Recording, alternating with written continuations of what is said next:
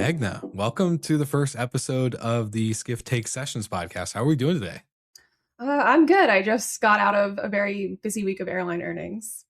Yes, it's been earnings season as I've been listening to the Airline Weekly Lounge podcast as we're publishing those episodes every week on Skift. And you guys are keeping busy, that's for sure. And for all the listeners who are also readers, you have been writing a lot of good content around this as well. But one of the earning call sessions that we're actually going to jump right into, it's kind of perfect timing. First episode to tie into earnings to also go into this session of Southwest with the CFO, Tom Doxey. He wasn't actually interviewed by you. He was interviewed by Brian Summers with another airline editorial group, but you are the perfect voice to sit down with. So I want to chat about some certain takeaways if you're ready to rock and roll. Yeah, let's go. So, Meghna, one of the first questions I actually want to ask you is that about 85% of people who say they don't fly on Southwest, they point to the boarding process and the lack of seating assignments.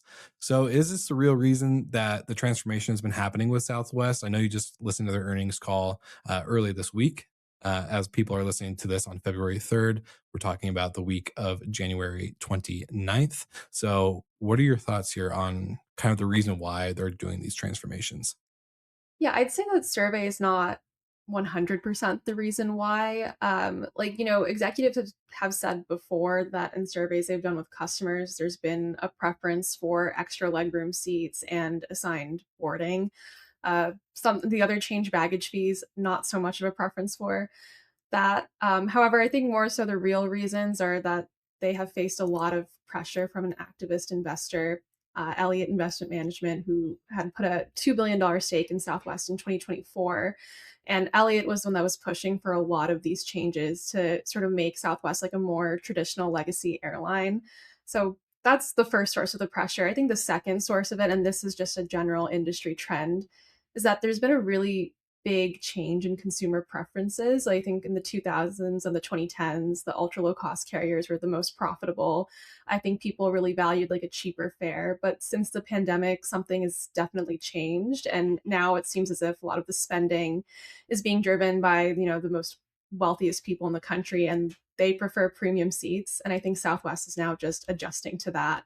And I think the pressure from Elliott kind of sped up those changes, which were probably inevitable to begin with. The pressure coming from Elliott Investment Management, like, yes, I could see the point of maybe why they would want the changes, but do you think losing kind of their quirkiness like this is actually going to impact them negatively?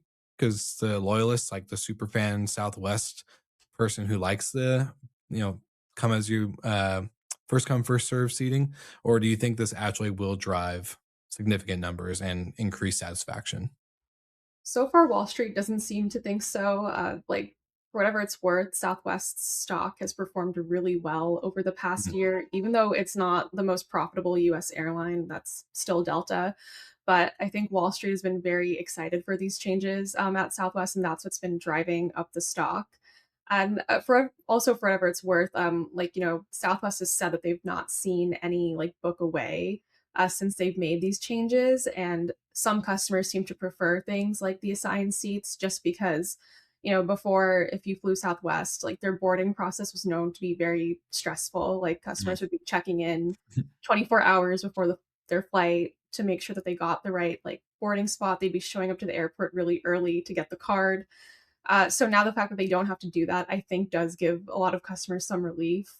Even though I'm sure like some customers still kind of miss that quirkiness of Southwest because that's what gave it that cult following. Yeah. But for the most part, it seems as if the reception's been pretty positive. Even the baggage fees, which were met with a lot of controversy and pushback, has not really seemed to have like a negative impact on their bookings. I love it. I know we just really touched on this. So baggage fees, basic economy, free Wi-Fi, extra leg room, and more destinations are kind of some of the big identity shifts happening. Do you think one or the other is going to be causing a lot of uh, good change for the customers and a lot of bad backlash from them, or is this all really just going to kind of go away as they start to see the earnings come in? I think the biggest one that's been maybe good for customers has been those extra legroom seats, just given how much demand there is for some sort of premium product. So I think that one has very positive reception. Baggage fees was a lot more mixed when it was first announced, just because Southwest was known for the two bags fly free policy, and other airlines charge baggage fees, and they've been increasing those fees over the years, which they say is because of inflation and like higher operating costs. So Southwest kind of like stuck out in that sense. But right now, it doesn't really seem as if any of these things are going to cause like a ton of backlash or be an issue. Like, if anything, it seems like it's just helping Southwest. Like, they're expecting their profits to basically surge in 2026 because of these changes. Okay, so they're expecting some high numbers then. They're not expecting a little increase. Like it's going to be significant for their bottom line. That's what they're projecting. So it's really risky and really bold, big claims, hopefully some big fame to come with. What is some or what is the big real takeaway that you got from the session at SAF?